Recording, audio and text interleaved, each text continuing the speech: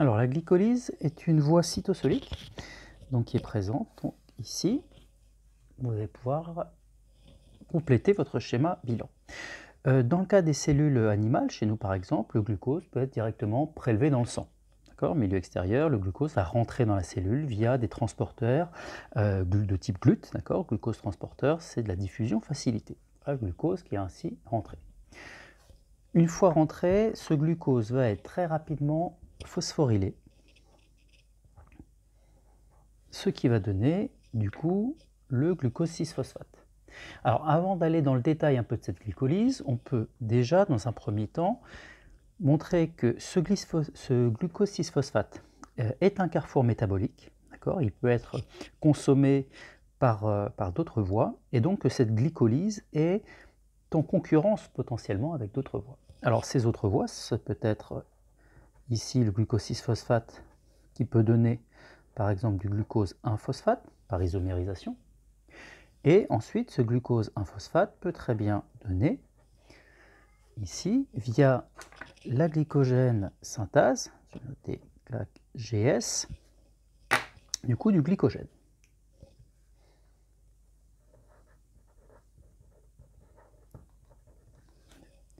Alors je vous rappelle d'ailleurs que ça nécessite l'activation du glucose et la consommation du TP, que l'on peut potentiellement noter ici. Alors à savoir que ce glycogène ensuite peut être remobilisé pour redonner le G1P via cette fois-ci, vous vous rappelez, la glycogène phosphorylase, dont on avait étudié tout le contrôle qu'il y avait autour de cette enzyme. Je mets ici des flèches de ce type-là et pas des flèches de ce type-là parce qu'on est là sur deux réactions indifférentes. Ici, l'UTP n'est pas régénéré. Donc voilà déjà cette première voie concurrente, mais qui peut aussi apporter au final un substrat glycolytique, le glucose 6-phosphate, dans les deux sens. Et puis je vais en rajouter une deuxième qu'on avait évoquée rapidement, c'est toujours à partir du glucose 6-phosphate, c'est vraiment un carrefour métabolique ce glucose 6-phosphate. On peut avoir un ensemble de réactions qui conduit à la formation de pentose. Je vais peut-être zoomer un peu. De pentose phosphate. Ici.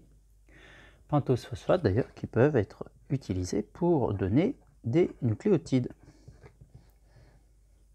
On retrouve l'idée de conversion un peu partout dans la cellule. Alors si je note ça ici, c'est en fait parce que cette voie-là permet de générer du pouvoir réducteur du NADPH, et c'est ce NADPH qui peut être utilisé au cours de synthèse réductrice. Formation, on verra plus tard, par exemple, des acides gras à partir d'acétylcoenzyme. Donc voilà pour le côté concurrence avec d'autres voies. Alors je reviens sur ma glycolyse. On a au final une voie à partir d'un ose, comme le glucose par exemple, et pourquoi pas un autre ose, que j'ai noté ici à dessin en bleu, parce que ce glucose est une molécule organique réduite, et donc correspond au final à une énergie redox. D'accord ? Donc c'est pour ça que je l'ai mis en bleu. Donc ce glucose rentre, il va au début de la glycolyse, dans les premières étapes de la glycolyse, subir des phosphorylations. Et on a cette première étape de la glycolyse qui correspond à une phase d'investissement. Et donc là, je peux noter qu'ici, on a une consommation d'ATP, donc pour cet investissement, et puis au cours d'une autre phase, un peu plus loin, glucose 6-phosphate ici va donner G6P, fructose 6-phosphate. Le F6-phosphate va donner, par une réaction ici, le fructose 1,6-biphosphate. Et donc ça aussi, ça consomme de l'ATP.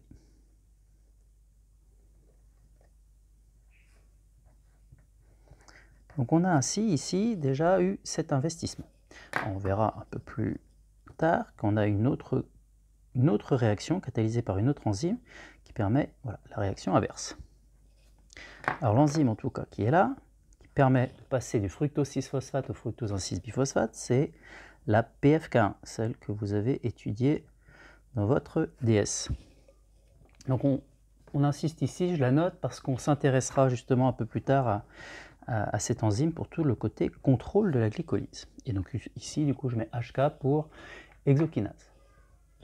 Alors, première phase d'investissement, on peut y voir deux rôles, à la fois l'activation des molécules, d'accord, elles sont plus réactives, ce qui permettra la réaction suivante, à partir de ce fructose 1,6-biphosphate, l'inverse de l'aldolisation. Et deuxièmement, ça permet aussi d'avoir ici un début de voie qui est très favorisé, un delta G général très favorisé, et c'est pour ça ici que j'ai indiqué, j'ai fait ces flèches-là. D'accord ? Vous pourriez très bien du coup noter ici en légende. Alors peut-être qu'on va mettre d'ailleurs la légende, on avait commencé à la mettre en bas, on va peut-être la remettre en bas, je dézoome. Ici, énergie de lésion, on pourrait très bien mettre quelque chose ici du type delta G très négatif, d'accord, qu'on est sur une réaction très favorisée quand on met ce type de flèche. Ce qui veut dire qu'on a ici cette réaction très favorisée et ici également. Okay, alors que les autres réactions ne sont pas tant que ça, sauf la dernière, que je peux déjà, si vous voulez, indiquer, je rezoome un peu, qui est PEP d'un pyruvate. Okay, qui est une réaction très favorisée. Donc je reviens là, on a ainsi ici fructose 1,6-biphosphate qui va pouvoir donner du G3P, 2G3P parce qu'en réalité elle donne aussi des HAP qui re-isomérisent en G3P. Je peux mettre les flèches inverses parce que justement dès qu'on est sur des réactions avec un delta G qui est relativement proche de 0, à ce moment-là on peut avoir la réaction inverse qui va avoir lieu. Ça va être une question d'équilibre entre les concentrations de produits et de substrats. Alors que pour ces réactions justement qui tirent l'ensemble de la voie glycolytique, parce que le delta G est très négatif, eh bien on ne va pas avoir la réaction inverse, d'accord, où il faudra passer par justement d'autres enzymes et une autre réaction, pas exactement la réaction inverse. Et donc ces trois réactions, la 1, la 3 et la 9, avec leur delta G très négatif, tirent tout de suite toute la chaîne, ou poussent à l'entrée et tirent à la fin, si vous voulez.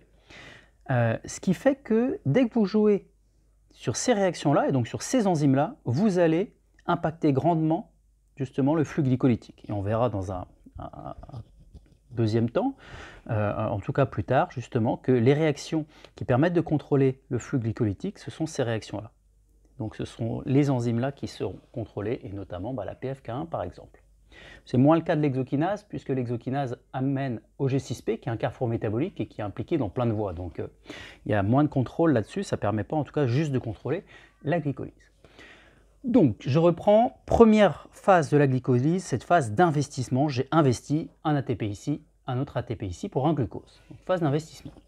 Ensuite, deuxième réaction importante, alors à noter qu'ici on se retrouve avec 2 G3P, cette réaction-là, qu'on avait déjà notée, qui permet justement un couplage chimio-chimique avec une récupération ici, certes très partielle, mais un début de récupération du pouvoir réducteur contenu au sein du glucose, puisqu'on a bien 2 NADH qui pourra se retrouver ici, dans la chaîne respiratoire, et permettre ainsi la genèse du gradient de proton, et donc également la genèse d'ATP. Je reviens là. Donc là, récupération de ce pouvoir réducteur au cours de cette phase-là. Donc ça, c'est une deuxième étape importante de cette glycolyse, surtout que cette réaction redox, d'accord, où le glycéraldéhyde 3-phosphate ici est oxydé ici en 1,3-BPG, biphosphoglycérate, cette oxydation exergonique permet du coup, par couplage, la formation de la liaison entre un phosphate inorganique, la seule qui se baladait tranquillement dans le cytosol, la formation d'une liaison entre ce phosphate et la fonction acide justement de la molécule. Et donc la formation du 1,3-BPG, et ça c'est important parce que cette liaison est riche en énergie, et d'ailleurs cette énergie sera récupérée ensuite dans la réaction suivante, où on va avoir, alors là je vais mettre 3 flèches, puisque vous savez qu'il y a 10 réactions en tout au sein de la glycolyse, et donc on va avoir, et là on rentre dans la troisième phase de la glycolyse, c'est maintenant la récupération d'énergie. On avait investi au départ 2 ATP, on va récupérer au global ici 2 ATP, on récupère 2 parce qu'on avait 2 G3P. Et enfin, sur la dernière réaction PEP d'un pyruvate, on va récupérer encore 2 ATP. Et quand bien même on récupère d'ailleurs 2 ATP ici, pour 2 pyruvates, tout est x2 ici. On pourrait d'ailleurs peut-être le noter.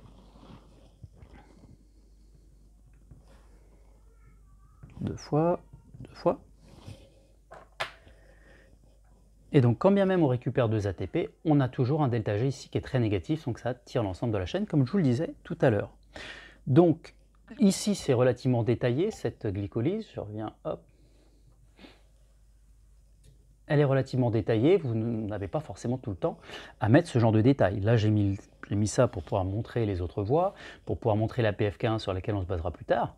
Mais évidemment que si vous êtes juste dans une présentation rapide, par exemple, de cette voie, l'idée, ça peut être juste de faire ressortir de façon très simple, comme vous avez d'ailleurs dans le PowerPoint, ces 3 phases, phase d'investissement, la phase de début de récupération partielle de l'énergie redox et la phase de récupération de cette énergie d'hydrolyse, de cet ATP. Et d'ailleurs, on peut très bien ici, puisqu'on avait noté en bleu le glucose au départ, qui correspond à une énergie potentielle redox importante, renoter ici au final que la plupart de l'énergie se trouve encore dans le pyruvate. Elle est là. Pyruvate est encore une molécule extrêmement réduite. D'accord? Par son CH3, CO, COH. COH qui est le carbone le plus oxydé. Alors, ce pyruvate d'ailleurs, on peut déjà ici noter qu'il va pouvoir se retrouver à rentrer ensuite, si on n'est pas dans un contexte fermentaire,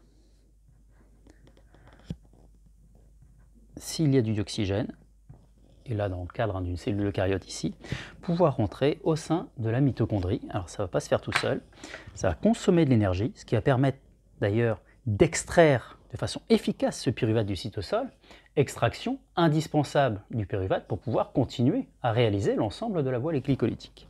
Et ici on a un exemple de couplage osmochimique avec le H+, qui va permettre cela, via le gradient du coup de H+, qui a été mis en place par la chaîne de transfert mitochondrial. Alors je me trompe de couleur d'ailleurs, puisque je suis supposé le mettre en réalité en rose, si je suis ce que j'avais fait les fois précédentes. Hop, et donc on avait bien un gradient H+, de ce type-là. Alors ici j'ai fait une grosse perméase, en réalité elle est au niveau de la membrane interne, d'accord, parce que la membrane externe est très, très poreuse de toute façon, vous voyez ça comme une sorte de passoire, ça passe relativement facilement, ça diffuse facilement entre le cytosol et cet espace intermembranaire. Donc voilà où vous devez en être du remplissage de votre schéma bilan.